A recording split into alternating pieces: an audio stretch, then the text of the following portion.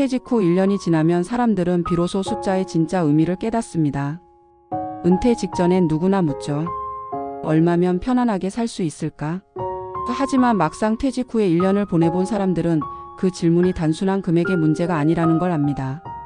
오늘은 퇴직 후 1년을 보낸 60대 3명의 이야기를 통해 편안한 노후에 꼭 필요한 금액이 무엇인지, 그리고 그 돈이 단순한 숫자가 아니라 삶의 감정선과 어떻게 연결되는지를 이야기해 보려 합니다. 첫 번째는 62세 이모 씨의 이야기입니다.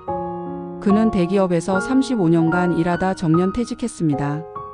퇴직금 2억 원, 국민연금 월 150만 원, 그리고 약간의 예금이 있었습니다. 퇴직 직전까지만 해도 충분하다는 확신이 있었죠.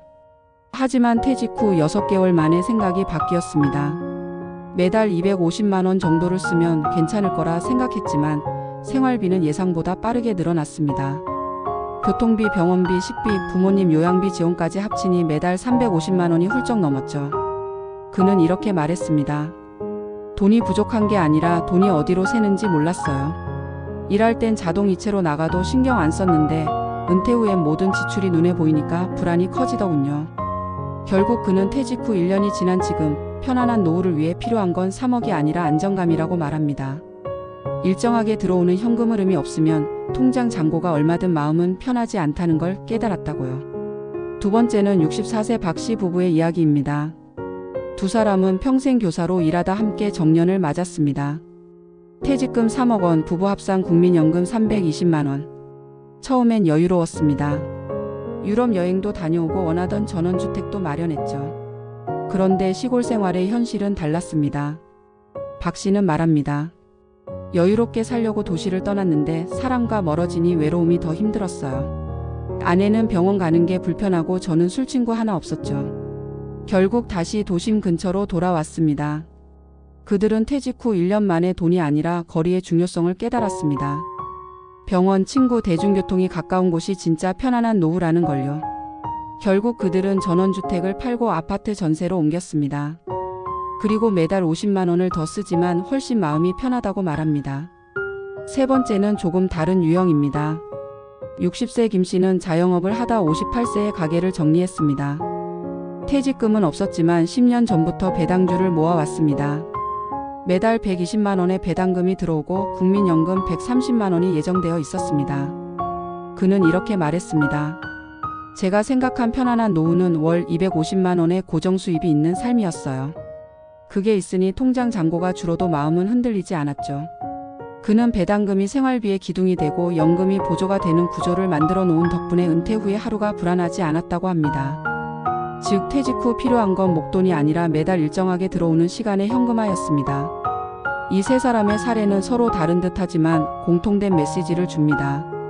퇴직 후 1년을 버텨본 사람들은 편안한 노후에 필요한 금액을 이렇게 정의합니다. 매달 250만 원은 생존의 최소선, 300만 원은 불안 없는 기본선, 400만 원은 여유를 느끼는 평온선.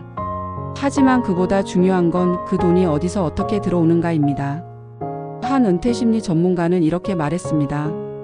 퇴직 후 1년은 돈의 심리적 제약습기입니다.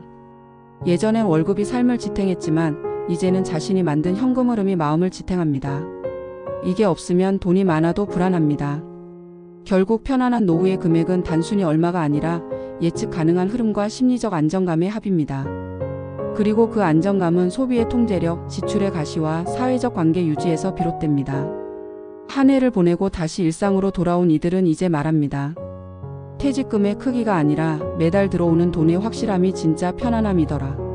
적게 써도 불안하지 않게 돈을 흘러가게 만드는 구조가 필요하더라. 마지막으로 기억할 건 이겁니다. 편안한 노후에 꼭 필요한 금액은 누구에게나 다릅니다. 하지만 공통점은 있습니다. 내가 언제까지 버틸 수 있을까라는 불안을 줄여주는 돈, 그게 바로 나만의 편안한 노후 금액입니다. 노후의 평안은 통장 잔고가 아니라 마음의 잔고에서 시작됩니다. 그리고 그 마음의 잔고는 매달 안정적인 현금 흐름과 나를 지탱해주는 관계 속에서 쌓입니다. 퇴직 후 1년이라는 시간은 숫자보다 냉정하다. 계획표 위에 적어둔 예산은 현실 앞에서 쉽게 무너지고 머릿속의 계산은 물가와 감정의 변화 앞에 속절없이 흐트러진다. 그래서 많은 은퇴자들이 말한다. 퇴직 직후의 1년은 돈의 크기를 배우는 시간이 아니라 돈의 의미를 다시 배우는 시간이라고.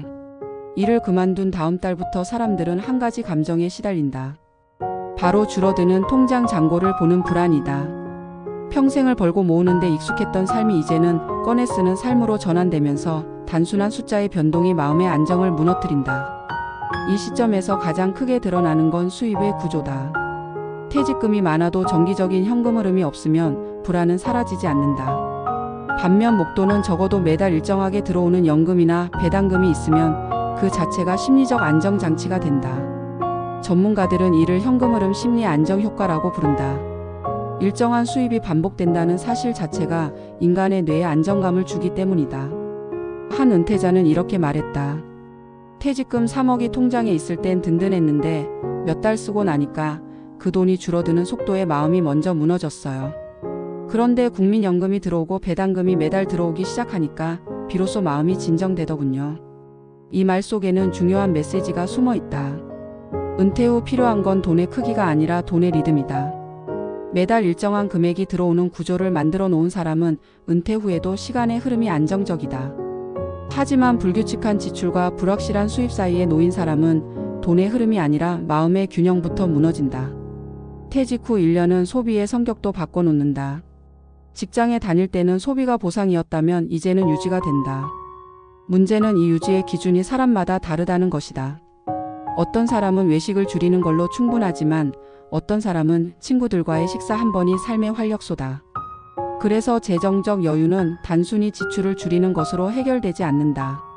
줄이는 것이 아니라 조정하는 과정이 필요하다. 예를 들어 퇴직 직후 외식을 줄이는 대신 커피 한 잔을 친구와 나누는 시간을 유지하는 건 지출이 아니라 심리적 연결의 투자다. 돈을 쓰는 방향이 감정의 균형과 연결될 때 그 소비는 삶을 지탱하는 역할을 한다. 반대로 불안과 외로움을 달래기 위해 충동적으로 돈을 쓰기 시작하면 그 지출은 무너짐의 전조가 된다. 은퇴자의 삶을 관찰하면 한 가지 공통점이 있다.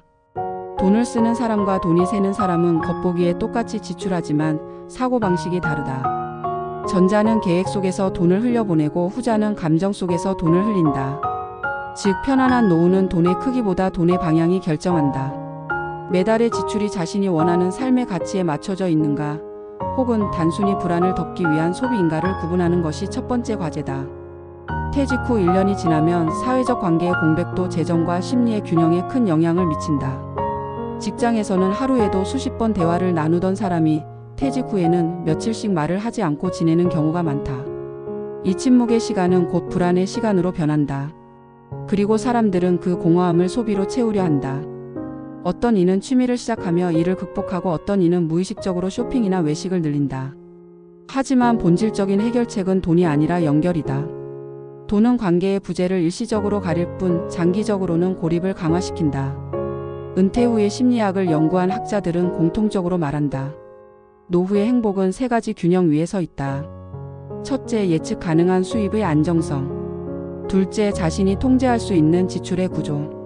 셋째, 돈을 넘어선 사회적 연결. 이 세 가지가 어긋나면 아무리 많은 돈을 가지고 있어도 불안은 사라지지 않는다. 특히 첫 1년 동안 이 균형을 잡는 사람과 그렇지 못한 사람의 삶은 이후 10년을 좌우한다. 한국의 평균 은퇴자 가구를 기준으로 보면 부부가 함께 생활할 때 매달 최소 250만 원은 생존선이다. 이 금액은 식비, 공공요금, 교통비, 통신비 등 기본 생활을 유지하기 위한 최소치다. 하지만 병원비나 여행, 자녀 지원, 취미활동을 포함하면 350만 원에서 400만 원은 되어야 한다. 이 수준에서부터 사람들은 불안 없이 산다는 표현을 쓴다. 문제는 이 금액을 어떻게 마련하느냐이다.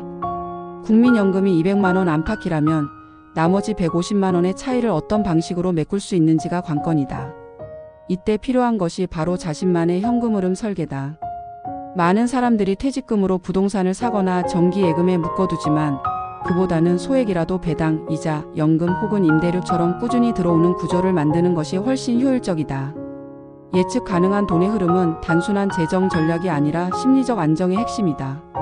매달 고정적으로 들어오는 수입이 있을 때 사람은 버틸 수 있다는 감정을 갖는다. 이 감정이 바로 편안한 노후의 출발점이다. 또 하나의 중요한 포인트는 지출의 시각화다.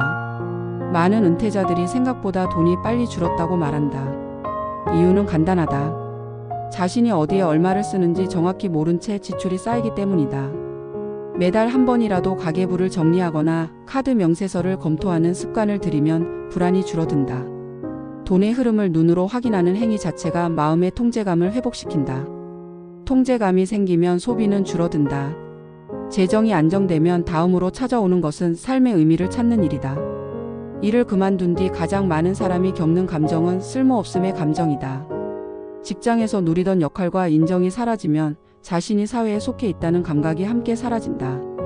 이때 어떤 사람은 봉사활동이나 동호회로, 또 어떤 사람은 새로운 배움으로 그 감정을 채운다.